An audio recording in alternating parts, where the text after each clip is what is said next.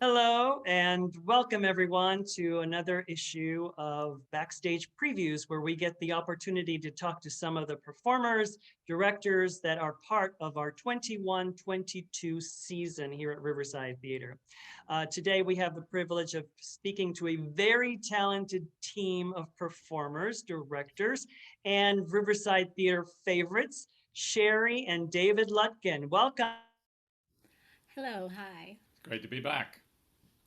Sherry is the director of Almost Heaven, John Denver's America, and David is the musical director and performer in the show.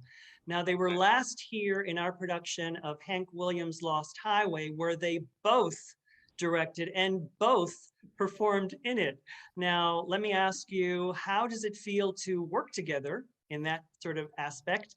And what sort of interested you on this particular project? Well, first of all, it's great to work together, right? Yes, yes, it is. No, we really enjoy working together. We've been working together on numerous theater projects for 20 about years. 20 years now, and we worked together well enough to eventually get married. So that's that's really good, I think.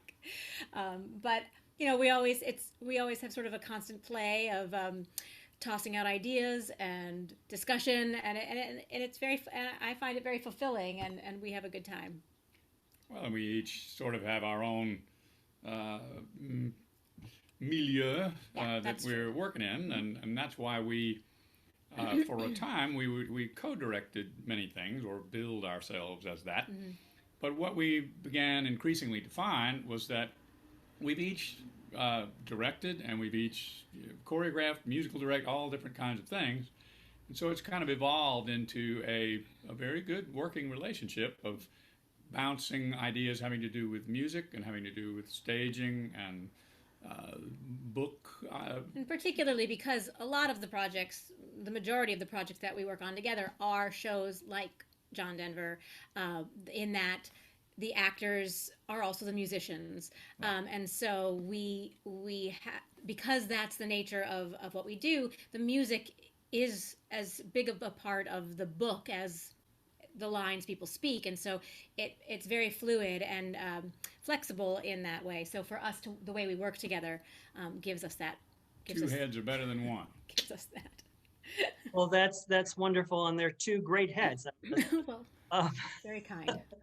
now, the show itself does not have a book, correct? It sort of tells the story. Maybe does it tell the story of John Denver through his music, or is it just a compilation of some of his greatest hits? I would say it does loosely. There is a book. A lot of the the book are John Denver's own words, taken from his biography, and also they use those words to sort of drive the piece along. But you are correct in that primarily it's just chock full of John Denver's music, and the music is the storytelling because he was such a personal songwriter, and so you learn so much about him through the music, and also because of the time he was living and how he was reflecting that back in his music, and how he wrote it. Yeah, it's wonderful. I grew up in at a time when his music was on the radio at that point, and his songs have a story in and of itself. They have a beginning, a middle, and an end, and they're usually very uplifting and hopeful, as opposed to a time where things were a little chaotic in the world. But he always had hope in those songs. Absolutely. Absolutely, and he comes from a folk music tradition, and so as does David here, and so that tradition is about telling the story, uh, for sure. Do you have anything else to add? Oh well, it was when Oscar and I were listening to it on the radio, along with a lot of other folks. Uh, he was, I won't say completely unique, but he was unique Yeah, at the top of the very. charts as one of the fellows who was sort of in in some wonderful storytelling ways kind of antithetical to a lot of the other music that was there.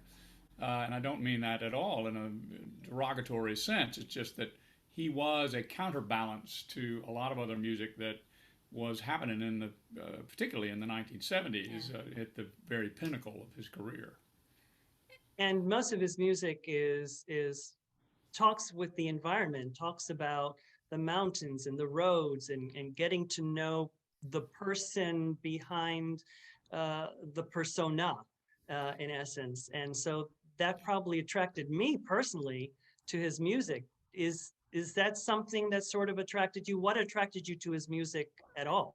I think for me, I would say is that there's a lack of cynicism, right? And that he is who he is, and that's refreshing, because it doesn't happen that often, and sometimes that I think some people aren't comfortable with that in our daily lives, but in music, that kind of earnestness and that kind of not having that cynical approach to the world, we need that. It really does help us in these moments that we've all been living through, and that he was living through, in those times. So it just, I think that to me, that really attracts me to his music as someone who was still, those were not my formative years, but I was around while he was while those songs were on the radio. So I do remember them when I was a young child. I mean, it is very true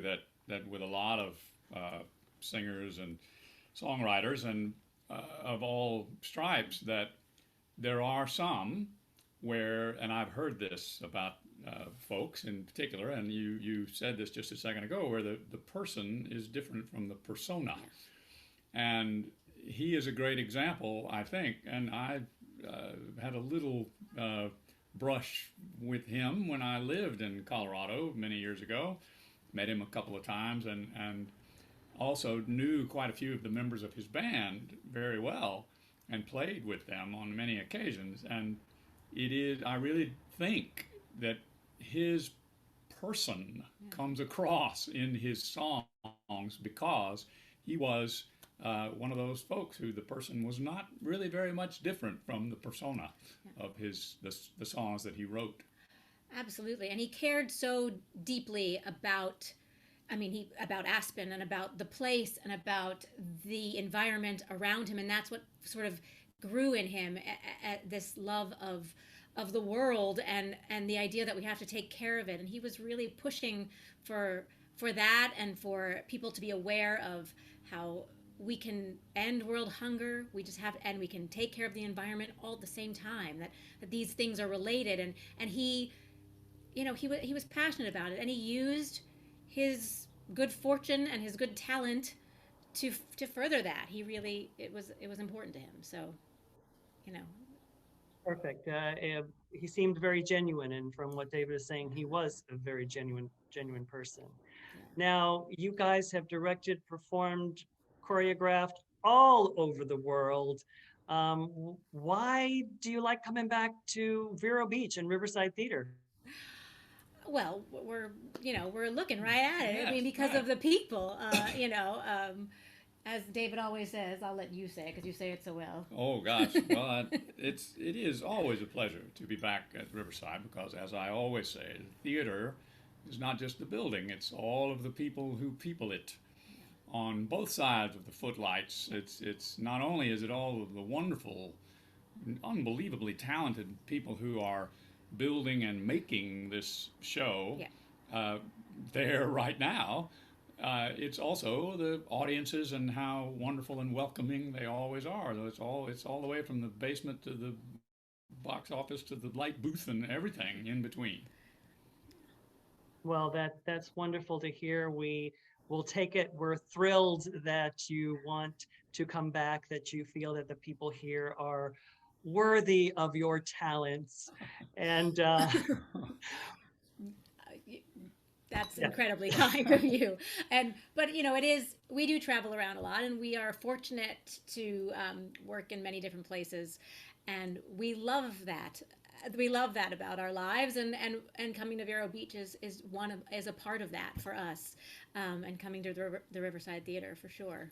Well, and particularly for me, since also, Vero Beach is the birthplace of the Seat of the Pants band, which Alan just asked me in That's true. 2004, way back, to come and just make something up and play. And we had a fantastic time, and the Seat of the Pants band still plays all over the world, and we have a great relationship with Vero Beach, and that is, where we came from. Oh, that's great. Great to hear. Thank you.